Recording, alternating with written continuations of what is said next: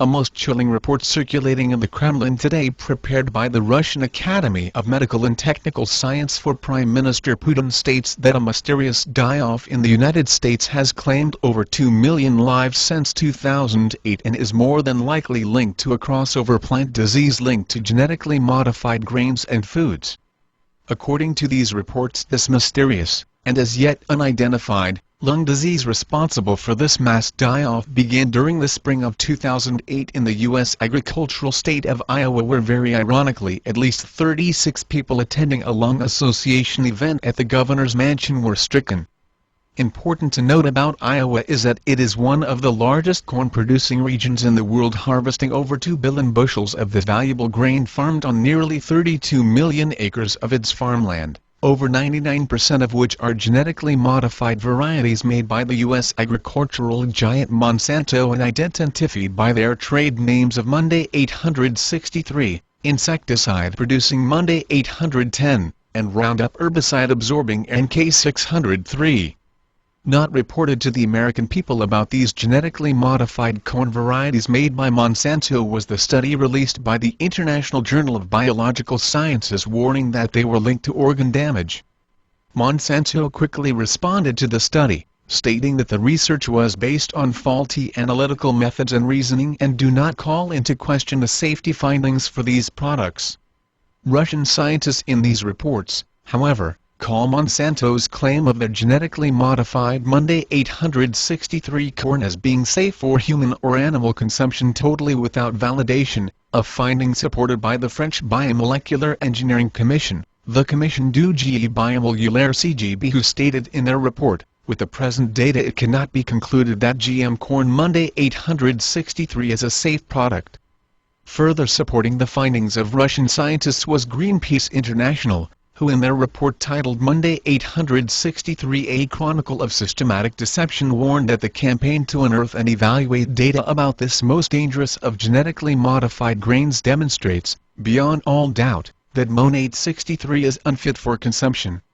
Most unfortunately for the American people, though, all of these warnings have been ignored by their government masters, who have allowed the mass planting of these genetically modified crops to such an extent that in the United States today fully 80% of their corn and 93% of their soybeans are of these dangerous varieties, and leading one Russian scientist in these reports to warn that our world is now on the verge of experiencing an ecological disaster of biblical proportions.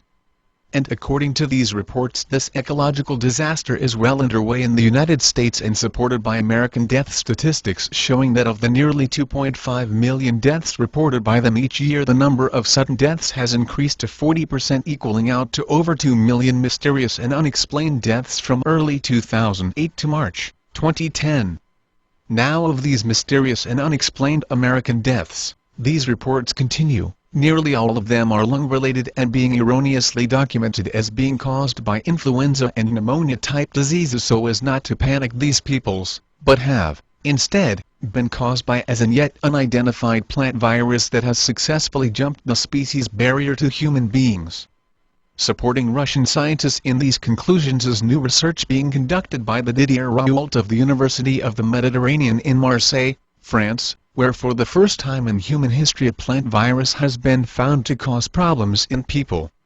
Russian scientists further claim in these reports that the United States mass vaccination of their population this past year for the supposed H1N1 swine flu epidemic was instead a very clumsy attempt to stop the spreading of this mysterious lung disease by injecting into these peoples a DNA fix to this genetically modified corn, and which by all the evidence available, they state, appears to have failed. For those wondering how the United States government could ever allow such a monstrous outrage to be committed on their citizens, one only need know that over the past 10 years Monsanto has paid over $500 million in bribing those American officials responsible for food safety, while at the same time has joined U.S. corporate giants General Electric and ExxonMobil in not paying any taxes despite the billions in profits they have reaped. And for those Americans believing that President Obama will protect them from these outrages, they couldn't be more mistaken, and as we can read as reported by the Huffington Post News Service in their article titled "You're Appointing Who? Please Obama, Say It's Not So," and which, in part, says, The person who may be responsible for more food-related illness and death than anyone in history has just been made the U.S. food safety czar. This is no joke. Here's the backstory. When FDA scientists were asked to weigh in on what was to become the most radical and potentially dangerous change in our food supply, the introduction of genetically modified GM foods, secret documents now reveal that the experts were very concerned. Memo after memo described toxins, new diseases, nutritional deficiencies, and hard-to-detect allergens. They were adamant that the technology carried serious health hazards, and required careful, long-term research, including human studies, before any genetically modified organisms (GMOs) could be safely released into the food supply. But the biotech industry had rigged the game so that neither science nor scientists would stand in their way. They had placed their own man in charge of FDA policy, and he wasn't going to be swayed by feeble arguments related to food safety.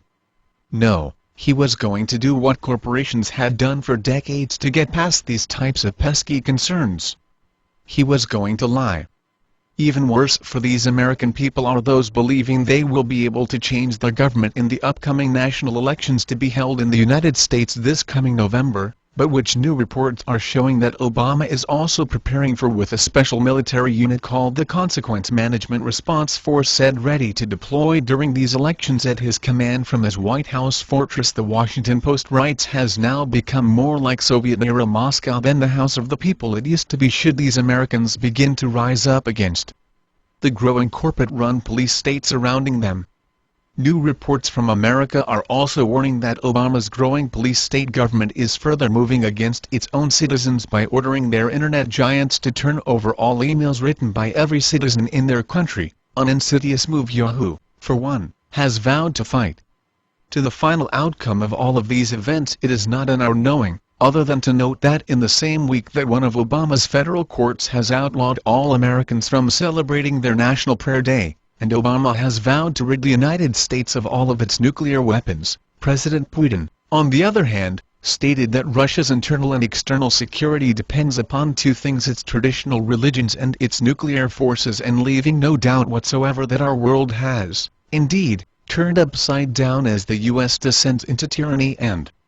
Russia moves toward freedom. VNF1.